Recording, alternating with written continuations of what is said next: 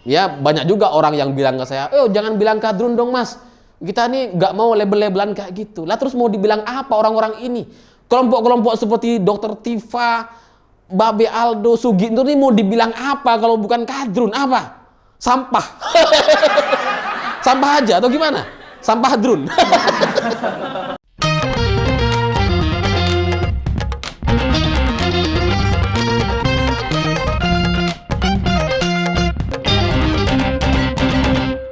Selamat malam para mantan, selamat malam untuk semua keyakinan yang gak akan pernah mampu untuk mengubah kenyataan.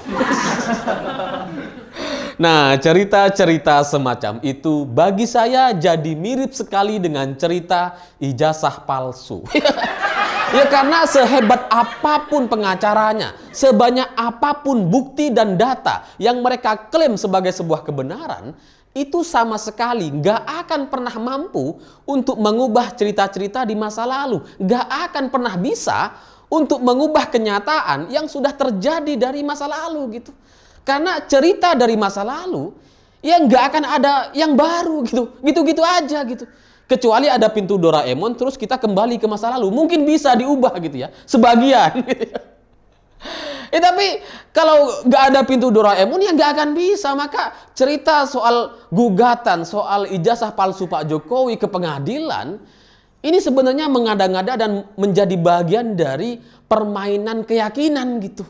Karena ada sebagian orang yang meyakini betul bahwa Pak Jokowi itu ijazahnya palsu, ya karena mereka nggak suka dengan Pak Jokowi, ya karena efek Pilpres 2014-2019 gitu ya. Yang sampai sekarang masih nggak sembuh-sembuh gitu orangnya gitu ya. Yang tetap masih menjadi kadrun-kadrunista. Ya kan ada yang memang segmen yang kayak gitu. Nah, kelompok-kelompok mereka ini ketika mendapatkan bola lambung dari Bambang Tri gitu ya, yang mulai dimainkan sama Dr. Tifa, Suginur, Babe Aldo, dan teman-teman lainnya gitu. Ini kemudian diyakini sebagai sebuah kebenaran. Mereka nggak peduli dengan kenyataannya. Maka Pak Jokowi kemarin dalam rangka memainkan dan melawan keyakinan-keyakinan para kadrun-kadrunista ini, Pak Jokowi itu kayak ngegelitikin gitu. Ditemuinlah teman-temannya ketika kuliah dulu gitu ya. Ditemuin sama Pak Jokowi, nggak ngobrol-ngobrol dan cerita soal ijazah palsu. Loh, gimana? Ijazahnya palsu. Ya terus teman-temannya tuh kayak nggak terima juga, kayak gemes gitu. Lawang kita itu sekolah bareng katanya. Ikut praktikum bareng, ya wisuda bareng. Lah kok bisa ijazahnya palsu? Dan Pak Jokowi itu kayaknya ya menikmati sekali isu-isu ini gitu. Dimainin gitu ya. Ya karena di sela-sela Pak Jokowi datang belusukan ke Jogja yang ngasih amplop kepada pengamen, disawer semua di Jogja itu. Nggak cuma pengamen gitu ya, yang jual air, yang jual es, disawer semua sama Pak Jokowi gitu. Ini ingin menunjukkan bahwa beliau adalah seorang presiden yang sangat-sangat berkuasa sekali gitu ya. Dan banyak orang yang mendukungnya, banyak orang yang ingin minta foto dan banyak orang yang menyambutnya gitu. Jadi soal ijazah palsu ini kemudian dimainkan dengan sedemikian rupa untuk melawan keyakinan-keyakinan para kadrun-kadrunista. Bahwa ada lebih banyak orang yang lebih percaya dengan Presiden Jokowi dibandingkan orang-orang yang percaya terhadap ijazah palsu Pak Jokowi. Dimainkan gitu. Ketemu dengan teman-teman kuliahnya, cerita soal dulu naik gunung Kerinci gitu ya. Soal cerita di Mapala. Ada juga teman-temannya kayaknya juga ikut geram gitu ya. Untuk ketemu Pak Jokowi dalam rangka untuk menyambut Pak Jokowi. Mereka bawa ijazah masing-masing. Pak ijazah ini Pak. Ijazah saya Pak. Dulu UGM juga Pak. Dibawa gitu. Sampai ada juga yang bawa fotonya. Dan salah satu foto dari yang mereka tunjukkan oleh teman-teman Pak Jokowi. Ternyata ada foto wisuda. Foto yang ditanya-tanya sama si Dr. Tifa Tifu-Tifu. Ada ternyata fotonya gitu. Dan Pak Jokowi bilang, waduh, padahal saya udah lupa tuh, udah hilang kayaknya punya saya. Oh, ternyata masih ada teman-teman. Ini kan untuk memainkan keyakinan-keyakinan para kadrun gitu. Ya biarin aja kalian yakin bahwa Pak Jokowi itu ijazahnya palsu, yang nggak lulus UGM dan sebagainya. Tapi orang-orang lain meyakini sebaliknya. Maka kemudian Pak Jokowi kayak menikmati sekali ketemu sama teman-temannya, asik gitu. Wah, kita sering ngobrol, kita sering ketemu, asik gitu. Menunjukkan bahwa memang persahabatan antara mereka gitu ya, antara Pak Jokowi dengan teman-temannya, itu ya bukan persahabatan yang toksik gitu. Persahabatan orang-orang yang dulu pernah naik gunung bersama-sama. Itu kalau kalian pernah naik gunung gitu ya, itu memori dalam kepala kalian itu mungkin akan bertahan selama-lamanya, atau akan bertahan dalam jangka waktu yang sangat-sangat lama, atau mustahil akan bisa dilupakan gitu. Maka ketika teman-teman Pak Jokowi ketemu ngobrol, ya yang dibahas ya dulu pernah naik gunung bersama, naik Gunung Kerinci dan sebagainya. Dan itu juga yang pernah saya alami dulu gitu. Ya mungkin saya nggak naik gunung sebanyak Pak Jokowi, saya cuma naik 4 kali lah. Semeru 2 kali, Papandayan sekali, Dieng sekali. Ya meskipun nggak bisa dibilang gunung-gunung banget gitu ya. Tapi kan tetap aja Dieng itu gunung gitu ya. Naik Sikunir itu bagian dari gunung gitu. Nah, pengalaman-pengalaman itu akan sangat sulit sekali untuk dilupakan. Dan mereka yang pernah bersama-sama dengan kita di jalur pendakian gak akan pernah lupa dan akan selalu ingat dengan cerita-cerita ini. Maka ketika Pak Jokowi bertemu dan bercerita dengan teman-temannya dulu pernah naik gunung dan sebagainya, ini bermain di wilayah keyakinan gitu. Bukan soal pembuktian, ini soal cerita kekeluargaan, soal persahabatan gitu. Ini coba yang ditunjukkan oleh Presiden, dan itu jauh lebih kuat dibandingkan pembuktian di pengadilan. Kalau soal banyak orang masih bertanya kenapa nggak ke pengadilan, kenapa nggak bawa ijazah ke pengadilan dan sebagainya, itu soal gampang gitu. Kalau Pak Jokowi datang ke pengadilan lalu kemudian diselesaikan dan bilang, oh ternyata memang ijazahnya adalah asli gitu ya. Mereka para kadrun-kadrunista yang meyakini bahwa ijazah Pak Jokowi itu palsu, tetap aja nggak akan terima, tetap akan bilang bahwa ini adalah semua settingan. Dan keuntungan bagi Pak Jokowi kan nggak ada gitu. Kalau Pak Jokowi mentang-mentang datang ke pengadilan bawa ijazah gitu ya, apa coba dampak positifnya kepada Presiden? Kan nggak ada gitu. Malah terlihat kayak anak kecil gitu. Makanya Pak Jokowi coba memainkan isu ini untuk menaikkan terus popularitasnya. Dimainkan gitu. Semakin Pak Jokowi diserang, semakin populer dia.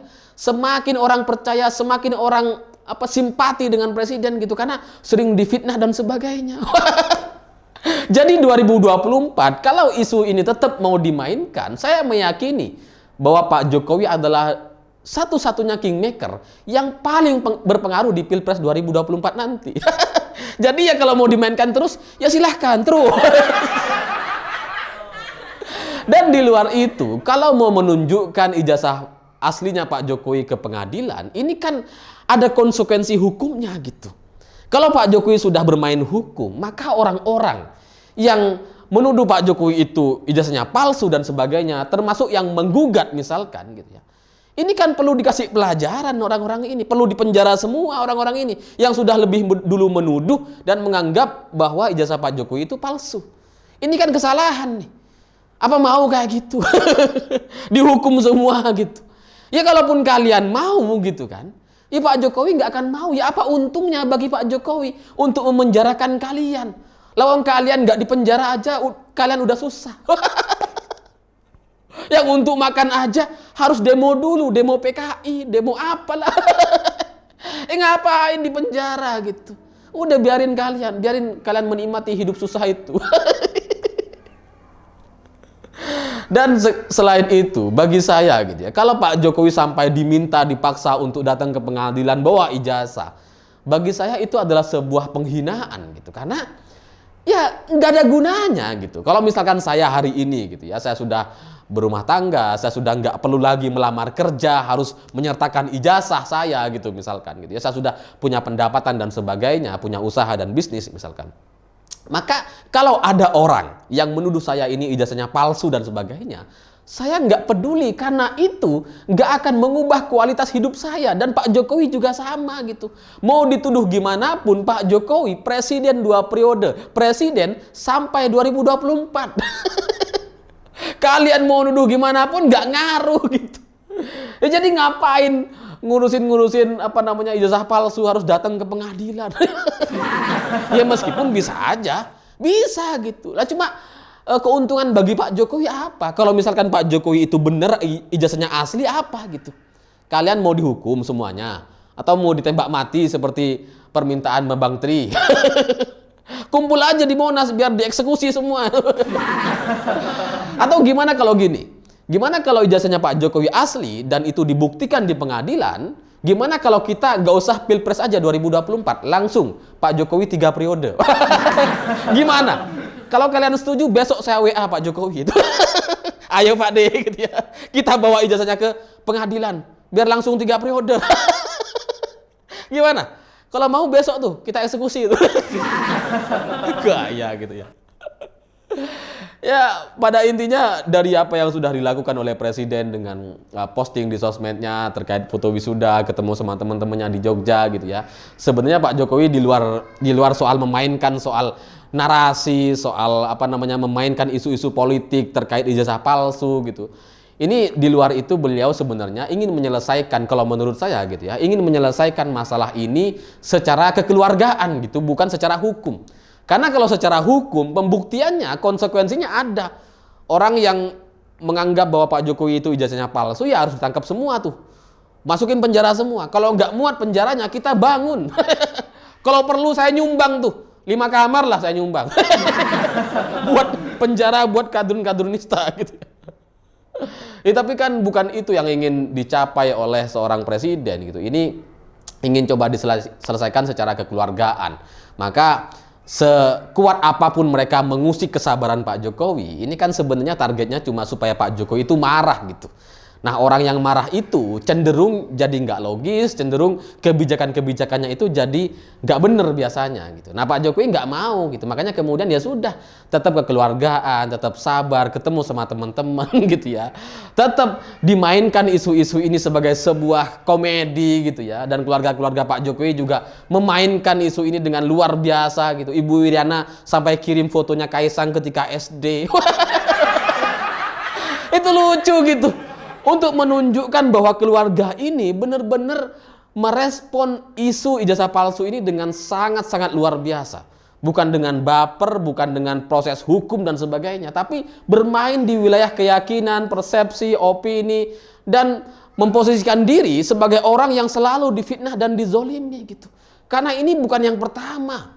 Dulu ketika Pak Jokowi baru dilantik 2014 gitu ya. Itu Gibran ketika baru muncul, banyak wartawan yang menanyakan apa benar Gibran ini anak tiri. Gibran itu marah waktu itu gitu. Sebel gitu sampai wah emosi gitu. Tapi dipegang sama Pak Jokowi. Tunggu dulu. Jawab katanya. Lalu setelah Gibran muncul lagi isu soal ibu kandung Pak Jokowi bukan ibu aslinya. Wah, itu kalau saya dituduh kayak gitu dan saya posisinya jangan presiden deh, bupati deh gitu ya. Kalau ada orang yang nuduh saya kayak gitu, ibu saya bukan ibu kandung, saya cekek gitu. Pasti saya cekek gitu. Nah cuma karena Pak Jokowi itu ya sabar sekali gitu ya. Akhirnya ya biarin aja, tetap gak marah ya, meskipun tetap coba diselesaikan secara kekeluargaan gitu. Karena kalau ini diselesaikan secara hukum akan ada banyak sekali kadrun-kadrunista yang dipenjara. Dan dalam sejarah Republik Indonesia, Pak Jokowi itu adalah orang satu-satunya di Indonesia yang sekarang bisa menang 5 kali pemilu gitu. Pilkada wali kota 2 kali, Pilgub DKI menang, Pilpres 2 kali, 5 kali gitu. Nah, kalau sudah level pilkada, pilgub, pilpres, ini kan verifikasinya sangat-sangat ketat sekali. Jangankan pilkada, jangankan pemilihan wali kota. Kita mau ikut pilkades aja, calon kepala desa gitu, itu verifikasinya tuh banyak gitu. Kalau memang benar ijazah kita itu ijazah tembahan, ijazah palsu dan sebagainya, udah pasti ketahuan. Udah pasti gitu. Apalagi yang levelnya pilkada, pilgub, pilpres, masa iya nggak ketahuan? Tapi sekali lagi, ini bukan soal pembuktian benar dan salah, ini soal persepsi, narasi, main-main di politik isu gitu. Sehingga Pak Jokowi ya bermain juga di wilayah itu. Ajak teman-temannya bersaksi, cerita gitu ya. Dan ini kan memunculkan simpati dari masyarakat, orang-orang jadi kasihan, orang-orang jadi semakin sayang dengan Pak Jokowi, sehingga apa yang dilakukan oleh kadrun-kadrunista yang nggak mampu menjatuhkan presiden itu akan semakin menguatkan posisi Jokowi 2024 nanti. Percaya gitu. Dan buat kadrun-kadrunista gitu ya, ya banyak juga orang yang bilang ke saya, "Oh jangan bilang kadrun dong mas, kita nih nggak mau label-labelan kayak gitu." Lah terus mau dibilang apa orang-orang ini? Kelompok-kelompok seperti Dr. Tifa, Babe Aldo, Suginto ini mau dibilang apa kalau bukan kadrun? Apa? Sampah. Sampah aja atau gimana? Sampah hadrun. Ya apa gitu? Orang-orang ini emang sampah sekali gitu, emang gurun sekali gitu. Yang emang gak ada manfaatnya di Indonesia, yang memang di Indonesia kita nggak punya ruang buat mereka sebenarnya. Dan bagi mereka gitu ya, kadrun-kadrunista ini siapapun yang mau meyakinkan itu nggak akan bisa mengubah keyakinan mereka gitu. Bahkan malaikat pun kalau ditunjuk sama Tuhan, malaikat datangin itu kadrun, kasih pencerahan, kasih perubahan keyakinan bahwa Pak Jokowi memang ijazahnya asli gitu, misalkan gitu. Yang bisa meyakinkan mereka kayaknya Tuhan langsung gitu. Maka kemudian ya harus dipanggil, cabut semua itu. Nanti sama Tuhan di alam yang lain gitu baru dikasih tahu, Pak Jokowi itu ijazahnya asli, beneran asli. Oh, setelah percaya mereka tetap gak bisa kembali ke dunia sekarang. udah selesai masa hidupnya. Apa nunggu kayak gitu kalian, kadrun-kadrunista? Nunggu dipanggil Tuhan untuk diyakinkan bahwa ijazah Pak Jokowi asli. Itu susah lah untuk terjadi kayaknya gitu. Ngapain juga Tuhan ngurusin ijazah Pak Jokowi? Biarin aja. Ya mungkin mereka kadrun-kadrunista ini ada di Indonesia memang diciptakan sengaja untuk menjadi takdir bagi kita semua untuk menguji kesabaran kita. Ya karena kalau kita nggak sabar, ini udah dicekek nih kadrun-kadrunista nih, udah angkut semua gitu ya. Dan cara-cara Pak Jokowi merespon dari setiap isu atau tuduhan-tuduhan yang masuk ke beliau gitu ya, itu memang selalu dengan cara bukan dengan jalur hukum, bukan dengan pembuktian, bukan langsung tampil sendiri, ini loh saya nggak salah dan sebagainya, nggak pernah gitu. Memang selalu menggunakan cerita, narasi, atau event, atau kejadian, bikin undangan dan sebagainya. Dulu kalau kita ingat soal kasus Papa minta saham misalkan. Itu Pak Jokowi kan mengundang para pelawak datang ke istana untuk ngelawak. Sementara di DPR itu ada sidang Setia Novanto. Itu memang caranya, cara komunikasi presiden gitu. Ketika SBY datang ke Tour de Java yang bilang bahwa masyarakat masih menginginkan saya, rindu SBY. Pak Jokowi ngapain? Datang ke Hambalang, geleng-geleng kepala gini udah selesai. Nggak perlu pembuktian gitu, nggak perlu merasa bahwa, nggak perlu bilang sendiri bahwa sebenarnya rakyat tuh lebih milih saya, nggak perlu gitu. Cukup datang ke Hambalang, geleng-geleng kepala, selesai. Nah, ini juga sama gitu. Soal pembuktian itu hal lain lah. Tapi ketika Pak Jokowi datang menemui temennya, ngobrol asik santai gitu ya, dan teman-temannya malah yang membuktikan bahwa pernah ada fotonya dan sebagainya, itu kan semakin membuat posisi Pak Jokowi itu semakin mulia sekali gitu. Ya karena nggak perlu membela diri, ngapain kita membela untuk suatu fitnah yang memang nggak benar sama sekali. Jadi ya buat kadrun-kadrunista kalau mau tetap melanjutkan fitnahan itu silahkan gitu. Ya karena pada akhirnya sekali lagi sesuatu, entah itu fitnah, gerakan massa dan sebagainya yang nggak mampu menjatuhkan presiden itu akan semakin menguatkan posisi Jokowi 2024 nanti. Saya pikir itu. Terima kasih sudah menonton. Begitulah kura-kura.